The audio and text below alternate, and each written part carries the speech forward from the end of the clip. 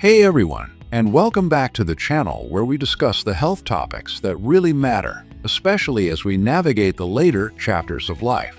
Have you ever stopped to wonder about your prostate health, particularly as you've crossed that remarkable threshold of 60? It's a topic that often comes up in hushed tones, if at all, but it's crucial for every man to understand what's happening in this vital area. Many people tend to think about prostate health primarily in terms of screenings for cancer or dealing with the bothersome urinary symptoms of an enlarged prostate. And while those are incredibly important pieces of the puzzle, they don't tell the whole story. There's another aspect, a more personal one, that interacts with your prostate health in ways you might not expect. And that's related to sexual activity, specifically ejaculation, which for many includes masturbation. But here's where the common understanding often falls short. It's not just about the act itself. It's about how regular ejaculation, occurring through masturbation or other means, intersects with the natural aging process of your prostate after 60. There are subtle, sometimes significant, changes and interactions happening that most men are completely unaware of. In this video, we're going to reveal 6 often overlooked aspects of how your prostate responds and changes in relation to masturbation and ejaculation frequency once you're over 60. These aren't just random facts. They are essential points that can influence your health, comfort, and understanding of your own body. By the end of this video, you'll have a much clearer picture of the potential interplay between this common activity and your aging prostate. You'll be empowered with knowledge that can help you make more informed decisions and have better conversations with your doctor. These points aren't meant to cause alarm, but rather to provide clarity and context on a topic that affects millions of men. This isn't speculation. We'll touch upon areas that have been subjects of scientific discussion and clinical observation. So stick around until the very end, because the final point might just tie everything together in a way that surprises you. Ready to dive in? Let's start with the first point, which is perhaps the most discussed, yet still widely misunderstood. Point number 1. The nuance of the prostate cancer link. It's not what you might assume. When discussing prostate health and ejaculation, the first thing that often comes up is the link to prostate cancer risk. For years, there's been ongoing research into whether ejaculation frequency has any impact on the likelihood of developing prostate cancer. It's a complex area, and early theories sometimes suggested various outcomes. However, some of the more prominent and larger studies, such as research from the Harvard T.H. Chan School of Public Health that followed tens of thousands of men over many years, have actually pointed towards a potential association between higher ejaculation frequency and a lower risk of prostate cancer. Now, this is crucial to understand. Association is not causation. It doesn't definitively mean that masturbating or having sex frequently prevents prostate cancer. The reasons behind this observed association are still being explored. One theory is that regular ejaculation might help flush out potential carcinogens or crystalline structures that could otherwise accumulate in the prostate ducts. Another idea is that it might help reduce inflammation within the prostate tissue over time. Think of it like this. Imagine the prostate as a small gland with tiny pathways. Over time, waste products or inflammatory cells can build up. Regular flushing through ejaculation might help keep those pathways clearer, potentially reducing the environment where cancer could develop. This is a simplified analogy, of course, and the biological reality is much more intricate. For a man over 60, understanding this point is important because it counters older, often unfounded, myths that suggested the opposite. It implies that maintaining sexual activity, including masturbation, if that's your preference, is unlikely to increase your prostate cancer risk and might even be associated with a lower risk, though this is still an area of active research. The implication here isn't a medical recommendation to start masturbating X times a week to prevent cancer. The practical takeaway is that if you are sexually active and ejaculate regularly, you shouldn't feel that this activity is harming you in terms of cancer risk based on current evidence. If anything, the data leans towards a potential benefit or, at the very least, no increased risk. Always discuss your personal risk factors and screening needs with your doctor, as family history, race, and lifestyle factors play significant roles. Knowing this can alleviate potential anxiety or misconceptions you might have carried about the relationship between your sexual habits and prostate cancer risk as you age. It reframes the conversation from a potential danger to a potential protective factor, albeit one that's part of a much larger picture of prostate health. Point number 2. Impact on BP symptoms. Sometimes a relief, sometimes not. Benign prostatic hyperplasia, or BP, is incredibly common in men over 60. This is the age-related enlargement of the prostate gland, which can press on the urethra and cause annoying urinary symptoms like frequent urination, difficulty starting or stopping, or a weak stream. Now, how does ejaculation, such as through masturbation, fit into this picture? It's a bit of a mixed bag, and experiences vary greatly from man to man. For some men with BP, regular ejaculation can actually provide temporary relief from some of these symptoms. The theory is that ejaculation helps to empty the seminal vesicles and the prostate ducts, reducing overall fluid volume and congestion in the area, which might temporarily lessen the pressure on the urethra. It's like momentarily depressurizing the system. Imagine the enlarged prostate is a swollen cushion pressing on a hose, the urethra. When you ejaculate, some of the fluid behind the cushion is released, perhaps making the cushion slightly less firm for a short period. Men who find relief often report a stronger stream or less urgency in the hours following ejaculation. However, for other men, particularly if they have inflammation prostatitis, which we'll touch on later accompanying their BPH, or if they ejaculate very frequently or after a long period of abstinence, they might experience the opposite. Ejaculation can sometimes lead to temporary discomfort, increased urinary urgency, or even a brief worsening of symptoms. This could be due to the muscular contractions involved in ejaculation irritating an already sensitive or inflamed prostate, or perhaps the refilling process afterwards. Consider the cushion again.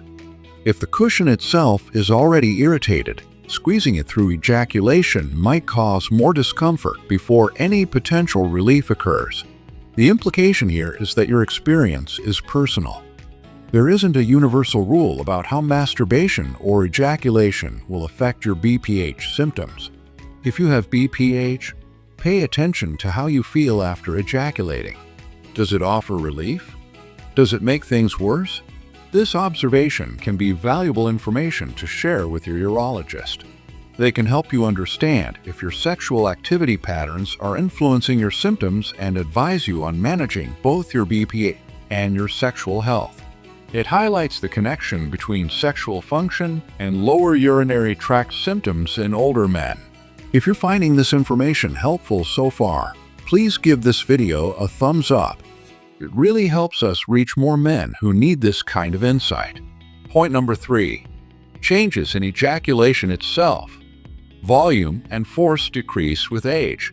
This change isn't necessarily something that happens to your prostate because you masturbate, but rather a change in prostate and seminal vesicle function that becomes evident when you ejaculate after 60. As men age, it's completely normal for the volume of ejaculate to decrease. The force of ejaculation also tends to lessen. The prostate and seminal vesicles contribute the majority of the fluid that makes up semen.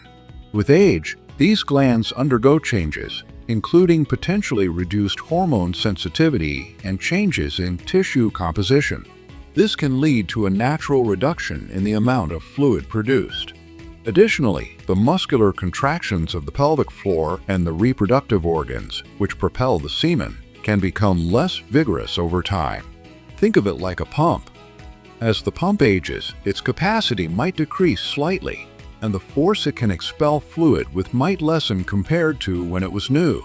Masturbation, being a controlled method of ejaculation, allows you to observe these changes directly. You might notice that the amount seems less than it was in your younger years, or that the expulsion isn't as forceful. The implication here is recognizing that these changes are a normal part of aging, not a sign that masturbation is harming you or that something is drastically wrong with your prostate. However, a sudden or significant decrease in volume or the complete absence of ejaculate, a condition called anejaculation, is something to discuss with a doctor, as it could indicate other underlying issues. Knowing that reduced volume and force are typical age-related changes can help manage expectations and prevent unnecessary worry. It's simply your body's physiology evolving. Continued masturbation or sexual activity allows you to stay connected with your body and notice these gradual changes, which is important for overall health awareness. It underscores that sexual function itself changes with age, and the prostate's contribution to that function is part of that natural evolution. Point number 4. Increased potential for post-ejaculatory discomfort or pain. While ejaculation is typically a pleasurable experience, some men over 60 might begin to experience discomfort or even pain in the pelvic area, penis, or perineum shortly after ejaculating, including through masturbation. This isn't universal, but it is more common in older men and can be related to the prostate. There are several potential reasons for this. As mentioned earlier, an aging prostate, especially one that is enlarged or has underlying inflammation, prostatitis, can be more sensitive. The muscular contractions during ejaculation can irritate this sensitive tissue. Sometimes, this discomfort is linked to pelvic floor muscle tension or dysfunction, which can become more prevalent with age and prostate issues. The pelvic floor muscles are heavily involved in ejaculation, and if they are tight or spasming, they can cause pain during or after the event. Imagine your pelvic floor muscles are like a sling supporting your organs. If that sling is tight or irritated, the strenuous action of ejaculation can strain it further, leading to discomfort. Another possibility involves the emptying of the prostate ducts. If there is any blockage or inflammation, the forceful emptying during ejaculation might cause localized pain. Sometimes this pain is referred, meaning it's felt in a different area, like the tip of the penis. The implication here is twofold. Firstly, if you experience new or worsening post-ejaculatory discomfort, don't ignore it. It's a sign that something warrants investigation. While it could be related to simple muscle tension, it could also be a symptom of inflammation, prostatitis, or other prostate issues that need medical attention. Secondly, if you do experience this, it doesn't necessarily mean you need to stop masturbating or having sex. A doctor can help diagnose the cause and suggest treatments, which might include physical therapy for pelvic floor issues, medication for inflammation, or strategies like warm baths before or after activity. Understanding that post-ejaculatory pain can occur and is often linked to the prostate or surrounding pelvic structures in older men is the first step towards addressing it. It encourages men to listen to their bodies and seek appropriate medical evaluation rather than just assuming it's a normal, unavoidable part of aging they have to live with. If you've ever experienced post-ejaculatory discomfort or know someone who has, let me know in the comments below. Sharing experiences can help break the silence around these topics. Point number 5. Role in managing prostatitis or reducing risk. Prostatitis, inflammation of the prostate gland, can affect men of any age, but certain types, like chronic prostatitis/chronic pelvic pain syndrome, can persist or develop in older men, sometimes alongside BP. The relationship between ejaculation frequency, including through masturbation, and prostatitis is also somewhat debated and complex, depending on the type of prostatitis. For some types of prostatitis, particularly those potentially linked to bacterial infection or congestion of the prostate ducts, regular ejaculation is sometimes suggested as a way to help clear the ducts and potentially reduce symptom flare-ups. The idea is that by emptying the prostate, you prevent the buildup of fluid or bacteria that could contribute to inflammation. Imagine the prostate ducts are small tubes. If they get clogged, inflammation can occur. Regularly flushing them out might help keep them clear, and reduce the risk of such inflammation taking hold or worsening. However, if a man is experiencing an acute, severe bacterial prostatitis flare-up, ejaculation might be too painful and could potentially irritate the already inflamed tissue. In such cases, a doctor would likely advise avoiding sexual activity until the infection is treated. For chronic prostatitis/chronic pelvic pain syndrome, the link is less clear-cut. Some men find that ejaculation provides temporary relief from pelvic pain, possibly due to muscle relaxation after orgasm. Others find it triggers pain, potentially due to muscle spasms or nerve sensitivity. The implication here is that for some prostate issues, specifically certain forms of prostatitis, maintaining a routine of ejaculation by masturbation or other means might play a role in managing symptoms or potentially reducing the risk of certain types of inflammation. However, like BP, it's highly individual. The practical takeaway is that if you are dealing with prostatitis, discussing your sexual activity and how it affects your symptoms with your urologist is essential. They can provide tailored advice based on your specific diagnosis. Don't assume you must stop ejaculating. For many, it might be neutral or even beneficial. This point highlights that sexual function can intersect with inflammatory conditions of the prostate and is a valid part of the conversation around managing prostate health in older age. Point number 6. Pelvic floor muscle engagement and its broader benefits. Ejaculation, including during masturbation, involves the contraction of the pelvic floor muscles.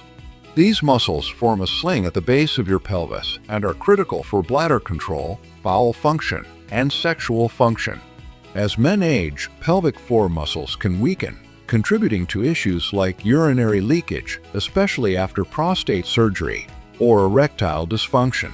Regularly engaging these muscles through activities like ejaculation can, in theory, help maintain their tone and function. It's a form of natural exercise for the pelvic floor. While it's not a substitute for targeted pelvic floor exercise like Kegels, the muscular work involved in masturbation or sex does provide some level of engagement. Think of your pelvic floor as a set of support muscles. Just like any other muscles in your body, using them helps keep them stronger and more functional. The contractions during ejaculation are involuntary, but the act itself provides this periodic workout. Maintaining good pelvic floor health is particularly important for men over 60, especially if they have BPH or are considering prostate treatments in the future. Strong pelvic floor muscles can help support the bladder, improve urinary control, and contribute to better erectile function. The implication here is that continuing to be sexually active and ejaculating can contribute positively to the health of your pelvic floor muscles. This isn't just about sexual pleasure. It has broader implications for urinary and bowel control, which are common concerns for aging men. It's a reminder that the act of ejaculation is part of a larger system involving important muscular structures. Furthermore, being aware of your pelvic floor muscles during masturbation can even encourage you to practice targeted exercises. Noticing the contractions can make it easier to identify and isolate these muscles for separate Kegel exercises. So, your personal activity can become a gateway to better overall pelvic health. This final point reinforces that sexual health and general physical health, particularly pelvic floor strength, are interconnected as you age. So, there you have it, 6 aspects of how your prostate interacts with masturbation and ejaculation after the age of 60 that you absolutely should know. We've discussed the potential, though complex, link to prostate cancer risk, how it can influence common BPH symptoms, the natural changes in ejaculation volume and force, the possibility of post-ejaculatory discomfort, its potential role in managing prostatitis, and the connection to maintaining pelvic floor muscle health. The core message here is that your prostate health after 60 is a dynamic landscape, and sexual activity, including masturbation, is a factor within that landscape. It's not something to be feared or dismissed, but rather understood. The encouraging news is that none of these points are fixed fates. You have the power of knowledge. Understanding these potential interactions empowers you to pay attention to your body, to notice changes, and most importantly, to have informed conversations with your healthcare provider. It's never too late to take a proactive approach to your health. Ask yourself, which of these points was the most surprising to you? Or which one feels most relevant to your current experience? Let that be your starting point for either further research or a conversation with your doctor. Thank you so much for watching. I truly hope this script has shed some light on a topic that's important but often kept in the dark. If you found this information valuable, please give this video a big thumbs up. It helps others find it. Don't forget to leave a comment below sharing your thoughts or questions. I love hearing from you. And if you haven't already, subscribe to the channel and hit that notification bell so you don't miss future videos on men's health and aging. Your support helps us continue creating content that matters. We'll see you in the next video.